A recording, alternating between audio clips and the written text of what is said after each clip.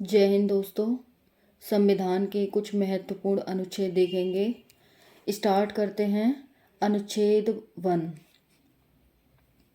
अनुच्छेद 1 क्या कहता है?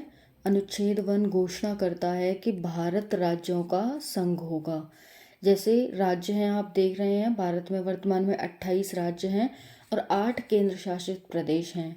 तो भारत, ये जो अनुच्छेद 1 है, ये यही घोषणा करता है कि भारत राज्यों का संघ होगा। सेकंड है नए राज्यों के प्रवेश या स्थापना का प्रावधान।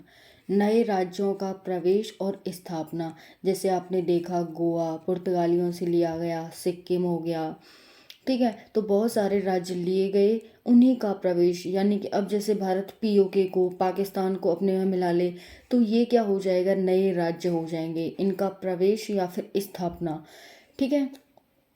इसका प्रावधान कहाँ किया गया है? अनुच्छेद 2 में किया गया है। अनुच्छेद 3 क्या कहता है? संसद विधि द्वारा नए राज्य बना सकती है। संसद विधि के द्वारा किसको अधिकार है नए राज्य बनाने का? संसद को। किसके माध्यम से? विधि के माध्यम से नए राज्य बना सकती है तथा पहले से अवस्थित राज्यों के क्षेत्र सीमाओं नामों में परिवर्तन कर सकती है। जैसा कि आप देख सकते हैं, कुछ समय पहले भारत में 9 यूटी, 7 यूटी, फिर 9 यूटी, अब जाके 8 यूटी हो गई है ना। इस तरह से ये संसद को अधिकार दिया गया है राज्यों के क्षेत्रों, सीमाओं, नामों में परिवर्तन करने का और नए राज्यों के बनाने का या स्थापना करने का। नेक्स्ट है ये, फोर्थ इतना इम्पोर्टेंट नहीं है, फिफ्थ इम्पोर्टेंट है। संविधान के प्रारंभ होने के समय भारत में रहने वाले वे सभी व्यक्ति यहाँ के नागरिक होंगे जिनका जन्म भारत में हुआ हो, जिनके पिता या माता भारत के नागरिक हों या संविधान के प्रारंभ के समय भारत में रह रहे हों। अब हमारा अनुच्छेद 5 क्या कहता है? ये कह रहा है कि संविधान के प्रारंभ होने के समय, यानी संविधान कब प्रारंभ हुआ? हमारा 1950 को। तो संविधान के प्रारंभ होने के समय भारत में रहने वाले वे सभी व्यक्ति यहाँ के नागरिक होंगे जिनका जन्म भारत में हुआ हो या जिनके माता पिता भारत के नागरिक हों।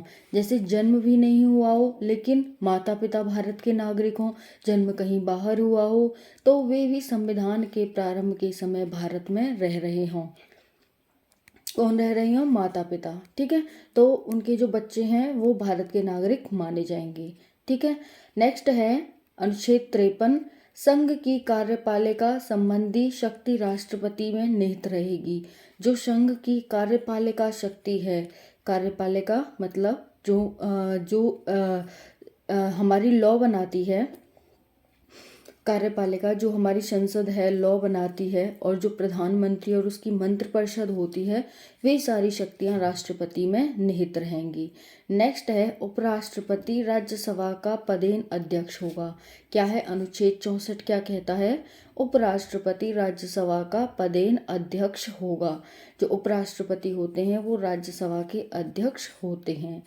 नेक्स्ट क्वेश्चन है अनुच्छेद 74। एक मंत्रिपरिषद होगी, जैसा कि आप देखते हैं प्रधानमंत्री और उसकी मंत्रिपरिषद कहा जाता है, जिसके शीर्ष पर प्रधानमंत्री रहेगा, जिसकी सहायता एवं सुझाव के आधार पर राष्ट्रपति अपने कार्य को सहायता एवं सुझाव के आधार पर राष्ट्रपति अपने कार्य को संपन्न करेगा। जैसे जो मंत्रिपरिषद होती है वो राष्ट्रपति को सलाह देती है, उसी के आधार पर राष्ट्रपति अपने कार्य को संपन्न करते हैं। राष्ट्रपति मंत्रिपरिषद के लिए किसी सलाह के पुनर्विचार को आवश्यक समझ सकता है। राष्ट्रपति है, अगर कोई मंत्रिपरिषद सलाह दे रही है राष्ट्रपति को, तो वो उसे ये भी कह सकता है कि भाई एक बार विचार कर लो आप, पर पुनर्विचार के पश्चात दी गई सलाह के अनुसार वह कार्य करेगा। लेकिन जब उसने पुनर्विचार करके मंत्रिपरिषद ने राष्ट्रपति को कह दिया कि आप ऐसा करो, तो फिर वो करने के लिए बाध्य होंगे। इससे संबंधित किसी विवाद की परीक्षा किसी न्यायालय में नहीं की जाएगी।